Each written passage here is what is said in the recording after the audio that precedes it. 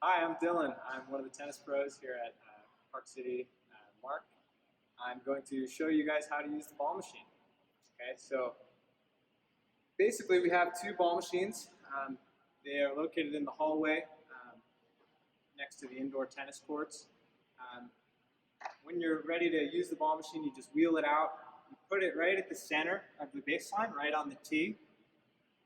That's the very first thing you do. Next step is you're going to take our extension cord, unwind it, just be careful with it so it doesn't get ripped or anything, and you're going to plug it in. We have several outlets on the tennis court. We have one on the wall over here, and then we have more outlets behind the court on the pillars in between each court. Okay, so I'm going to go ahead and plug this in now. Okay, once you've plugged in the ball machine, you need to locate the on-off switch, which is right here on the lower right-hand side of the machine. Once you put that on, you'll hear it beep, and you'll hear the wheel start to spin underneath. The next thing you need to look at is this panel right here. It says direction. This is basically where it's going to shoot the tennis ball.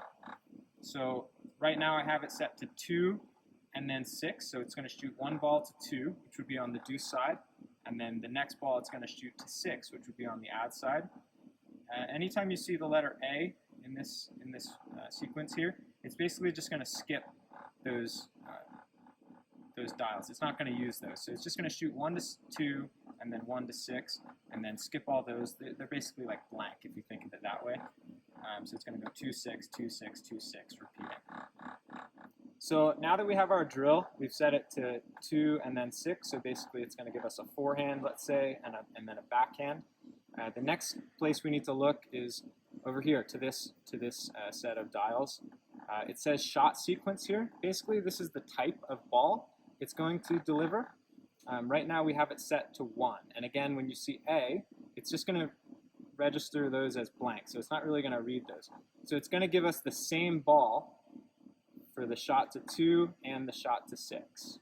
Okay, now when you look at this, the type of shot, this number 1 here corresponds to this number here with all these dials. I know it looks a little intimidating, but if you keep it simple and you just have it set to 1, you only have to look at that first column here, the height, the speed, spin, and the delay. So when you're ready to start shooting the tennis balls, you look here where it says feed rate, and if it's at 0, it's not going to shoot any balls. So we go ahead and turn that up. Okay, and now the balls are going to fire.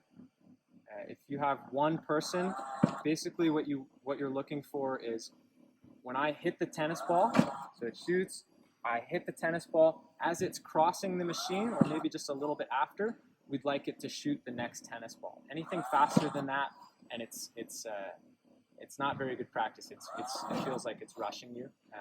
Anything slower, and you feel like you're waiting on the other side forever. So as it shoots to you, you hit it back, and as it crosses the machine or passes by the machine, you're looking for it to shoot the next ball. So you can kind of tweak that here and either turn it up or turn it down.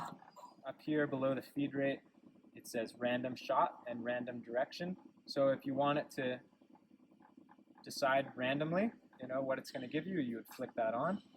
And if you had multiple shots here, you can have that randomized also. If the machine is doing things you're not expecting and you don't want it to, I would check these knobs and make sure they're set to off. So the last thing, we have to make sure that the machine is set to bypass. This it's a little worn out here, but it says remote on the top and bypass below. If it's set to bypass, you don't need any sort of a clicker, or you don't need to use the app. If you set it to remote, we have an app for iPhones that you can download and you can use on there. It will not use any of this control panel. If you don't have that app or you don't know how to use it, you just set it to bypass and you use the control panel how we've described. So when you're done with the ball machine, you just go ahead and turn it off. You'll unplug it and wrap the extension cord back up. We ask that you pick up the balls. We've got our ball machine there, our ball mower, to help you pick up the balls, and then just please return it back in the hallway.